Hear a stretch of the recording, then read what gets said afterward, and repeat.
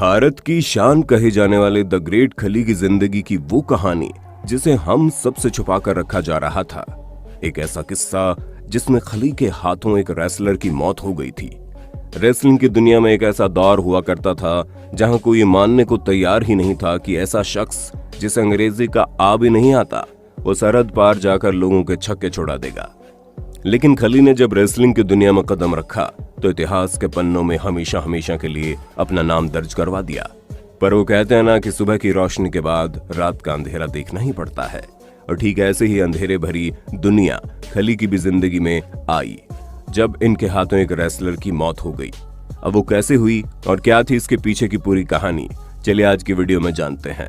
पर हाँ, उससे पहले हम आपको ये जरूर बताएंगे कैसे दिलीप सिंह राणा ने द ग्रेट खली का सफर तय किया, कैसे एक लोअर क्लास फैमिली में जन्मा लड़का आज दुनिया की तमाम सुख सुविधाओं का आनंद उठा रहा है। 27 अगस्त 1972 की वो तारीख जब हिमाचल प्रदेश के एक छोटे से गांव में दिलीप सिंह राणा का जन्म हुआ। 7 भाई बहनों के बीच में जन्मे दिलीप के परिवार वालों ने ये बिल्कुल भी नहीं सोचा था कि आगे चलकर उनका ये बेटा कैसे सूरज की तरह चमकने वाला बनेगा। और सोचते भी कैसे, आर्थिक रूप से इनका परिवार काफी कमजोर था। इनके पिता गांव के एक छोटे से किसान थे। एक बार जब बारिश की वजह से इनकी पूरी की पूरी फसल उजड़ गई तो इनकी हालत और भी ज्यादा कमजोर हो गई। अब इनके पिता के पास इतने पैसे भी नहीं थे कि वे अपने बच्चों को पढ़ा सके। अब सुनने में भले ही अजीब लगे, लेकिन जब ये 8 साल के थे तो इनके पास 2.5 रुपए तक नहीं थे कि उससे ये अपने स्कूल की फीस जमा करा सके। इसीलिए स्कूल के प्रिंसिपल ने इन्हें काफी खरी खोटी सुनाकर इन्हें स्कूल से निकाल दिया।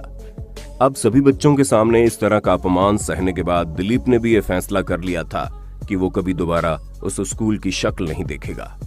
इस हादसे ने खली को अंदर से इतना ज्यादा तोड़ दिया कि उसके अंदर हिम्मत नहीं बची थी कि ये किसी भी स्कूल में जाकर वापस से पढ़ाई शुरू कर दे। इसलिए उन्होंने दोबारा स्कूल न जाने का प्रण ही ले लिया। जाहिर सी बात है, स्कूल से पैसों के लिए निकाले जाने के बाद इन्हें पैसे का असली महत्व समझ में आ गया था। इसलिए इन्होंने सोच लिया कि अब ये सिर्फ और सिर्फ पैसे कमाने पर फोकस करेंगे, जिसके चक्कर में इन्होंने बहुत सी छोटी छोटी जगहों पर काम किया।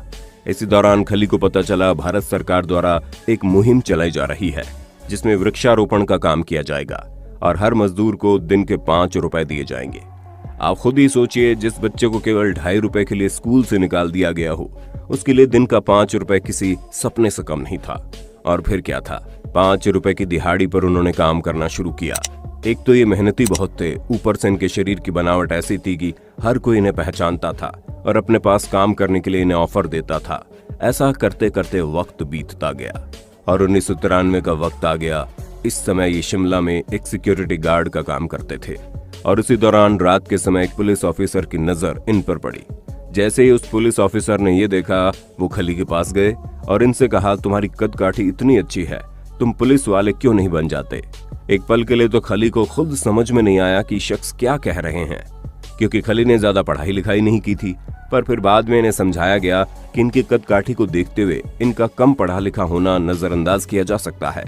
और वो दौर भी ऐसा था कि लोग सरकारी नौकरियों के पीछे इतना ज्यादा नहीं भागते थे और ना ही इतना ज्यादा कंपटीशन था। एक बार पुलिस की नौकरी मिलने के बाद इनकी पैसों की दिक्कत तो दूर हो गई और ये बड़े अच्छे से अपने घर का पालन पोषण कर सकते थे। इसलिए नौकरी के साथ साथ इन्होंने बॉडी बिल्डिंग पर फोकस करना शुरू कर दिया। धीरे धीरे बॉडी बिल्डिंग में इतनी ज्यादा महारत हासिल कर चुके थे कि हर कोई इन्हें जानने लगा। तभी 1998 का वक्त आया। यही वो समय था जब टीवी पर WWF रेसलिंग की शुरुआत हुई। हालांकि बाद में इसका नाम बदलकर WWE रख दिया गया। खली ने जब इस रेसलिंग को पहली बार टीवी पर देखा तो उसे देखकर इतना ज्यादा प्रभावित हुए कि इन्हें भी रेसलिंग करने का चस्का चढ़ गया, जिसके बाद उन्होंने रेसलिंग की प्रैक्टिस करनी शुरू कर दी और टीवी में जैसे जैसे दांव पेच दिखाए जाते थे ये वैसे वैसे उन्हें करके अपने आप को ट्रेन करते थे। खली ने धीरे धीरे लोकल लेवल पर रेसलिंग करना शुरू कर दिया, जिस वजह से लोग इन्हें और ज्यादा जानने लगे। पर फिर इनकी जिंदगी में ऐसा मोड़ आया जिसकी कल्पना इन्होंने कभी नहीं की थी। APW यानी कि ऑल प्रो रेसलिंग ने खली को प्रस्ताव दिया कि आप अमेरिका आकर रेसलिंग की पूरी ट्रेनिंग लीजिए। ये चीज खली के लिए किसी सपने से कम नहीं थी। पर अब इनके सामने सबसे बड़ी दिक्कत ये थी कि वो अपनी सरकारी नौकरी को छोड़कर नहीं जाना चाहते थे, क्योंकि अगर एक बार नौकरी छूट जाती तो क्या पता रेसलिंग की दुनिया में इनका सिक्का न जमता और बाद में इन्हें वापस आना पड़ता तो ये पहले की तरह बेरोजगार हो जाते। इसी असमंजस में खली ने काफी दिन गुजार दिए, पर फिर इन्हें एहसास हुआ कि अगर ये खुद पर विश्वास रखेंगे तो अपनी जिंदगी में कुछ न कुछ तो कर ही लेंगे। इसलिए इन्होंने नौकरी छोड़कर अपने सपने को अपनाना जरूरी समझा। अब अमेरिका जाने के बाद धीरे धीरे खली को यह एहसास होने लगा कि यहाँ आकर इन्होंने शायद कोई गलती कर दी है, क्योंकि 7 फुट के खली को रहने के लिए केवल 6 फुट का कमरा दिया गया। इनकी दूसरी सबसे बड़ी दिक्कत ये थी कि इन्होंने अंग्रेजी बिल्कुल नहीं सीखी थी, इसलिए अपनी बात वहाँ के लोगों को ठीक तरह से समझा भी नहीं पाते थे।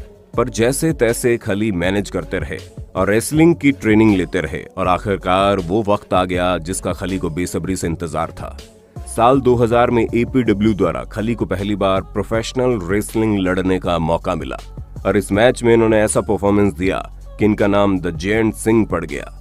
इतना ही नहीं, इनकी परफॉर्मेंस को देखते हुए इन्हें WCW में भी शामिल कर लिया गया। दोस्तों, ये उस समय की बहुत बड़ी रेसलिंग कंपनी थी और यहाँ तक पहुंचना हर एक रेसलर का सपना हुआ करता था।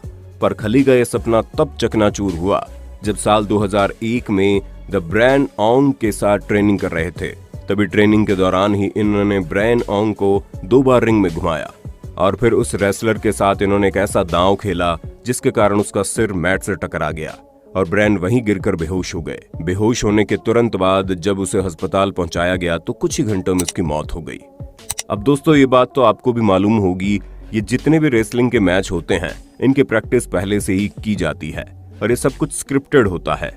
इन सब के बावजूद रेसलर्स को कई सारी चोटों का सामना करना पड़ता है, पर किसी की मौत हो जाना बहुत बड़ी बात थी। इस हादसे के बाद रेसलिंग की दुनिया में खली की बहुत बदनामी हुई और हर कोई इन्हें कातिल की नजरों से देखने लगा। बड़े बड़े रेसलर्स खली से दूर भागने लगे थे, कोई भी खली के साथ मैच नहीं खेलना चाहता था। ये समझ लीजिए, ये दौर खली की जिंदगी का सबसे मुश्किल दौर था, जहां एक पल के लिए तो खली को लगा कि उसका पूरा करियर खत्म हो गया और इन्हें वापस भारत जाना पड़ेगा। तभी एक दिन अचानक से इनकी किस्मत ने फिर पलटी मारी और इसी बीच खली को मैक्सिको और जापान में रेसलिंग करने का मौका मिलता है। पर सोने पर सुहागा तो तब होता है जब ब्रायन की मौत की जांच पूरी होती है और तब पता चलता है कि ये रेसलिंग करने के लिए बिल्कुल भी फिट नहीं थे और इसी वजह से हल्का सा प्रेशर पड़ने पर इनकी हालत नाजुक हो गई और ये मर गए, जिसके पीछे खली का कोई हाथ नहीं है। वो तो APW के प्रेशर की वजह से ब्रायन को मैच लड़ना पड़ा और इसी कारण ब्रायन के परिवार वालों ने APW के खिलाफ मुकदमा दर्ज करवा दिया और इस पूरे मामले में खली को क्लीन चिट दे दी गई। ये खबर अपने आप में बहुत बड़ी थी और फिर वो वक्त आया जिसका इंतजार खली को बरसों से था। आखिरकार WWE ने द ग्रेट खली को साइन कर लिया। जब इन्होंने WWE के लिए मैच खेलने शुरू किए तो फिर रुकने का नाम ही नहीं लिया और लगातार एक के बाद एक मैच में अपनी अच्छी परफॉर्मेंस देकर दुनिया भर में अपनी पहचान बनाने लगे। इसी का नतीजा है कि फिल्मों में शाहरुख खान, क्रिकेट में सचिन तेंदुलकर और रेसलिंग की दुनिया में द ग्रेट खली को पूरी दुनिया जानती है, फिर चाहे वो किसी भी कोने में क्यों ना हो। फिलहाल तो खली अपने जैसे और नौजवान रेसलर्स को रेसलिंग की दुनिया में लाने के लिए अपना खुद का एक रेसलिंग इंस्टीट्यूट चला रहे हैं। साथ ही साथ इन्होंने न सिर्फ बॉलीवुड बल्कि हॉलीवुड की फिल्मों में काम करके एक्टिंग की दुनिया में नाम कमाया है और अब ये चैन की जिंदगी जी रहे हैं। दोस्तों, आज के लिए बस इतना ही। उम्मीद है आपको हमारी ये वीडियो काफी पसंद आई होगी। अगर हाँ तो इसके बारे में आपका क्या कहना है हम कमेंट में जरूर जानना चाहेंगे।